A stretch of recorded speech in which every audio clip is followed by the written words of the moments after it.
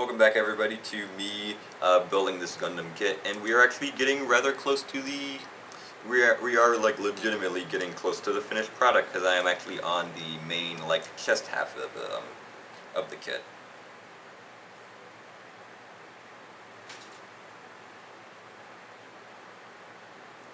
So yeah, actually it won't take us another 59 parts to actually finish it. Woohoo, only 30!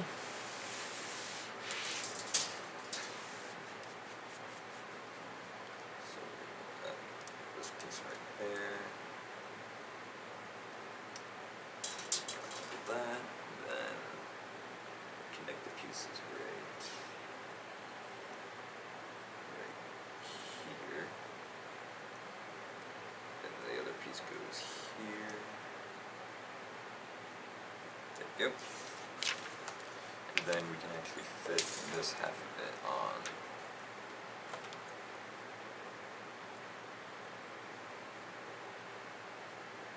Like that.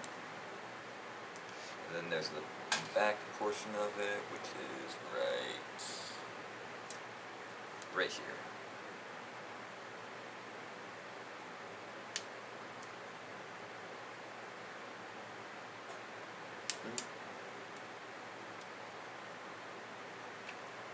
There we go. Are those little blue things very sharp? Not particularly.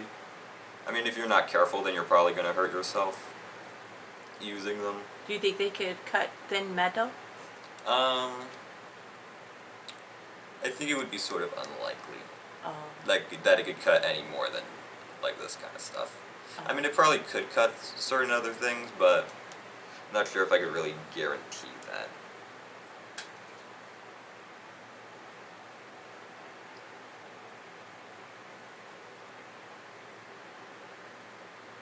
So then we gotta get, here it is.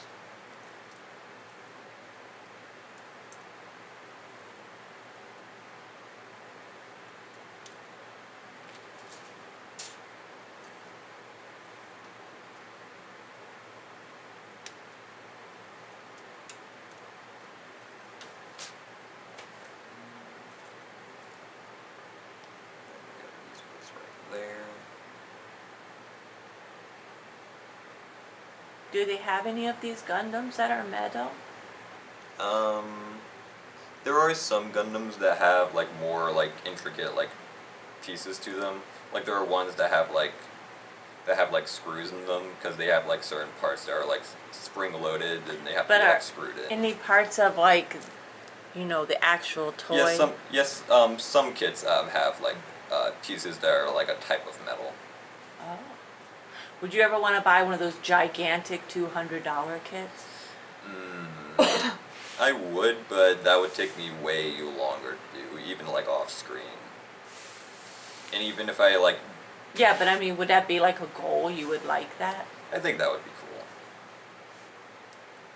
But like sometimes those kits, they come in like small, like it has the one huge box, and then it gets like split into several like smaller, like two like slightly smaller boxes, because there's just so many like main like pieces to it.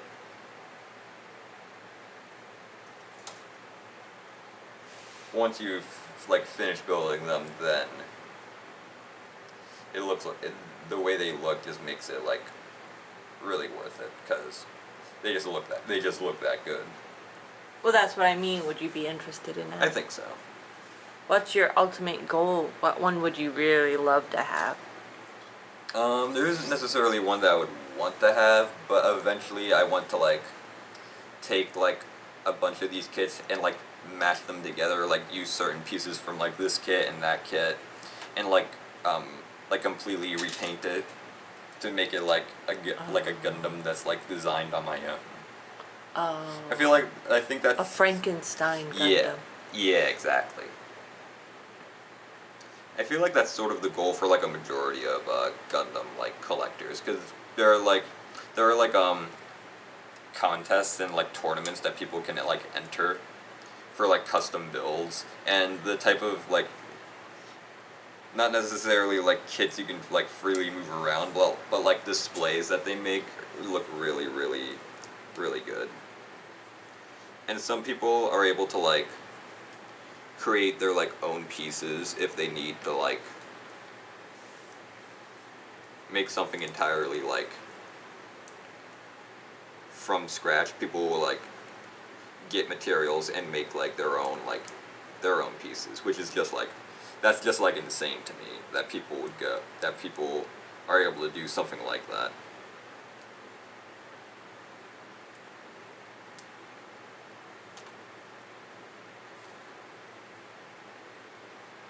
Like for me, that feels like a complete like impossibility. Right.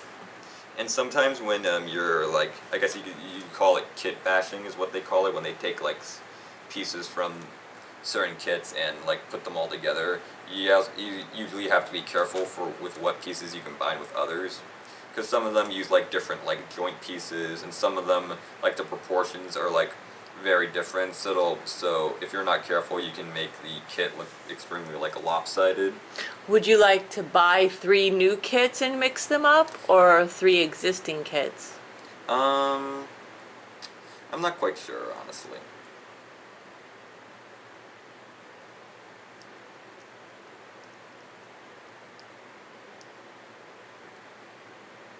And I'm not sure if the kit that I would want to get is like ones that have that specific like Gundam sort of design, or one of the ones that like like I have a slightly more like I guess you could say unique sort of look to it. You know, it's the type of thing that you really got to make like plans for. You can't just go like all in and just start doing it all on its own. AKA the majority of the stuff that I do when it comes to building or like creating stuff. Because usually I don't plan ahead, I just go all in. Which, you know, isn't necessarily the smartest decision to do. So if we go like this, then we actually got the main body actually His little all done. torso? Yeah. And then after that we got the arms, which needs this part right here.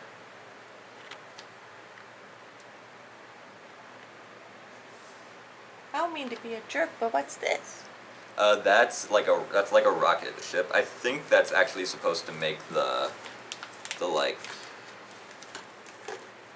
Wings go funny? Yeah, it's supposed to be that sort of like X shape that you see. Oh, on, okay, like, the I'm box. sorry, yeah. I think like you have, but I think like for stuff like that you have to like take certain pieces off of the rocket half, or maybe that's actually why it has like the little like gap in here. Maybe Yeah. you're supposed to just like, yeah, I'm pretty sure you have to like remove certain pieces of that in order for it to fit onto the back of it, because you could see like there's a huge like gap inside in the center of his chest. So, you know, maybe that's where part of the like the spaceship goes.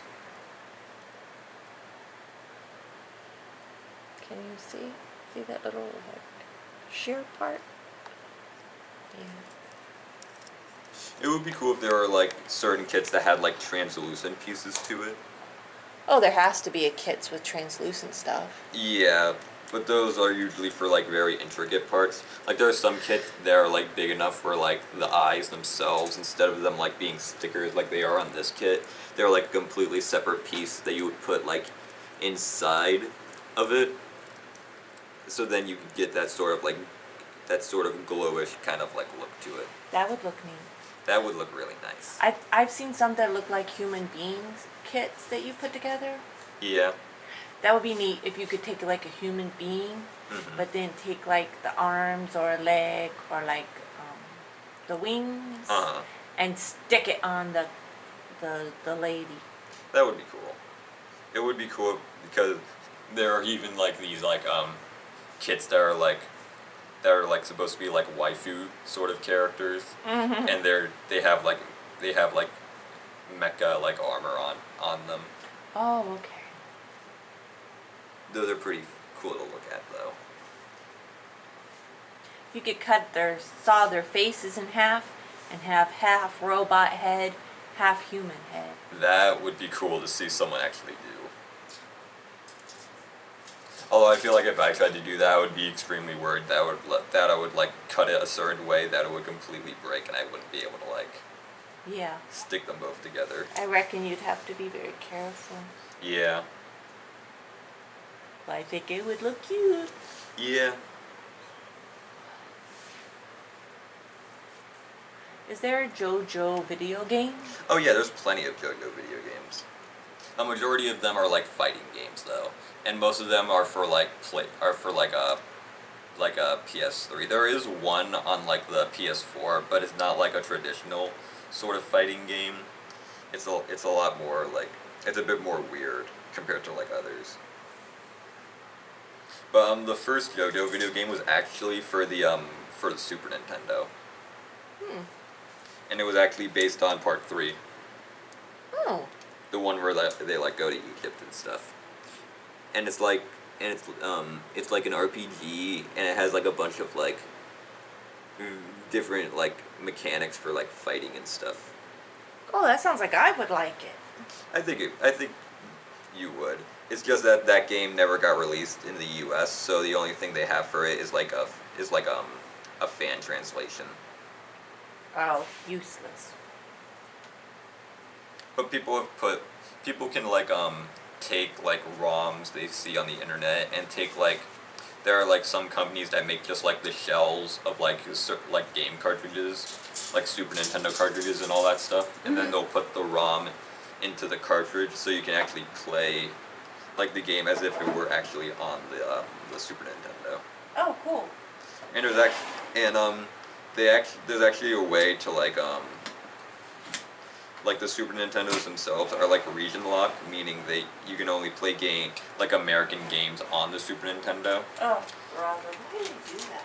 And the way they did that was that in like side the console themselves, like where you put the cartridges in, there's like these two like pegs at the far left and the far right of them, and those are the only things making it so that the Japanese cartridges can't fit.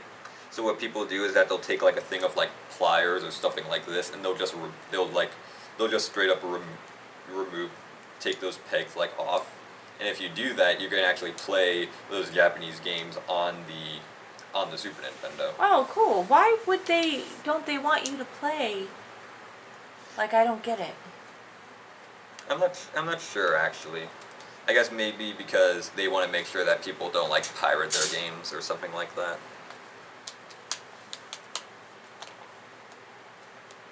Or at least that's what I would probably think.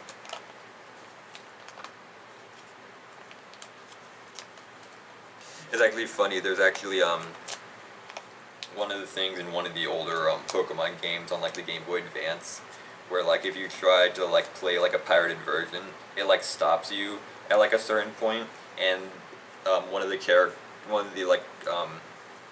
trainers you can talk to says like something akin to buy the game or die. Like that's what it says like officially the game like says that. That's silly. But I just think that's kind of funny. That's how far companies will go to make sure that people aren't like pirating their games. Which is good because if you like a game, you may as well support the developers. Right, but I while mean, you're I just at don't it. understand why like they wouldn't want an American person to play the Japanese version of JoJo. You would think they'd be like, we want everyone to play it. Yeah. Everybody's money is good. Yeah. And with that, it actually looks like that's the end of this recording session here. We actually made quite a little bit of progress in these series of parts.